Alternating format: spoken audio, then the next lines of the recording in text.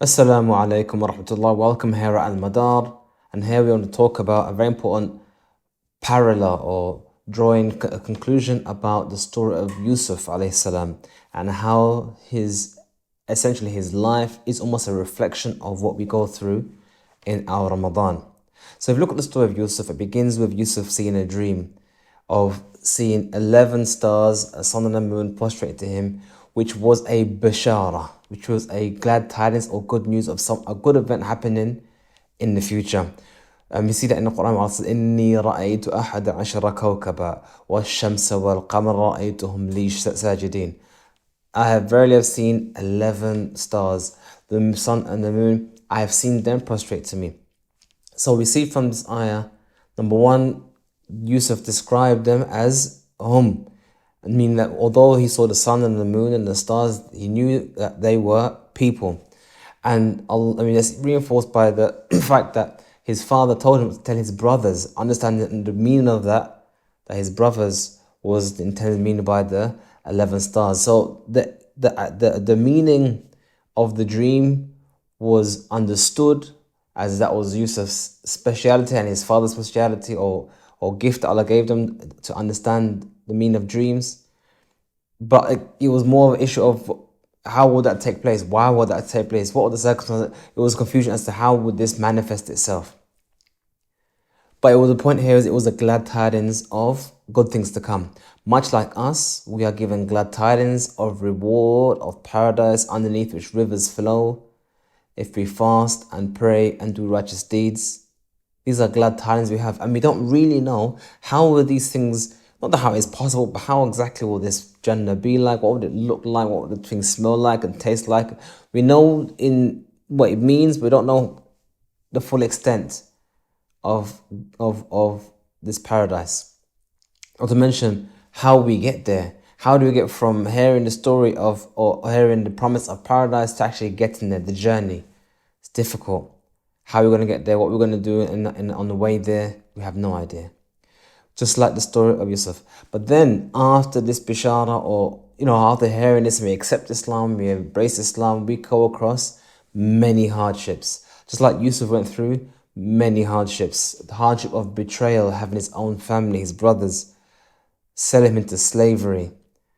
That was betrayal. That was a trial for Yusuf to have patience. And we find in the story of Yusuf that Yusuf had patience. At no point did we see in the story of Yusuf in the Quran, Yusuf cursing his family, cursing everyone around him, or even cursing Allah, as some people may do when they're in extreme circumstances. We find Yusuf patient and turned to Allah in repentance and seeking forgiveness and seeking help from Allah. And after that, he was after sold into slavery, because it was given to travelers who sold him into slavery for a few random pieces of silver. And then on top of that, his slave owner's wife tried to seduce him, and then he was blamed for that seduction, and then he was placed into prison.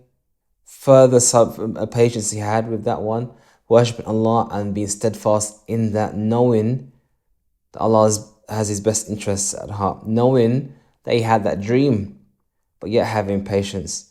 And then after all that difficulty, like the difficulty we have during Ramadan, every single day, holding our, not eating, not drinking, being exhausted, after all that, at the very end, Yusuf was rewarded with a great reward. He was rewarded by being in charge of the khaza'in al-ard, being in charge of the food silos of Egypt, being in charge of navigating Egypt throughout this famine that was predicted in the dreams. And then having, on top of that, his family being joined back with his family again, with his brother Benjamin, with his father. And on top of that, having the dream manifest itself as he saw it. This is what is promised for everyone who enjoins the good and forbids the evil and does what they're supposed to do during the month of Ramadan. They are rewarded not only with the Eid and the Iftar, they're also rewarded with the great manifestation of the dream at the very end. So just like Yusuf was rewarded by being in charge of being taken out of jail, being in charge of the silos, having a great station in society, much like we are rewarded with our Iftar and with Eid, Also, the final reward we find of the manifestation of the dream, the manifestation of the promise of Jannah that we have. We will eventually see it like he saw it at the very end of this narrative of his life. So we see very close parallels between his life and what we go through every single year during the month of Ramadan, and generally throughout our lives, the similar situation. Hardship, difficulty, and after the hardship comes ease. إِنَّمَا الْعُسْرِ يُسْرًا. And it's something we should always recognize, be aware of, and never lose sight of when it comes to the worship and the praise of Allah. This is the month of Ramadan, the month of forgiveness, the month of working hard, and I ask Allah to make it easy for you to take full advantage of this blessing and this month. Please like this video, subscribe to this channel, share this video with your friends and family so they can gain this benefit, inshallah. Assalamu alaikum wa rahmatullahi wa barakatuh.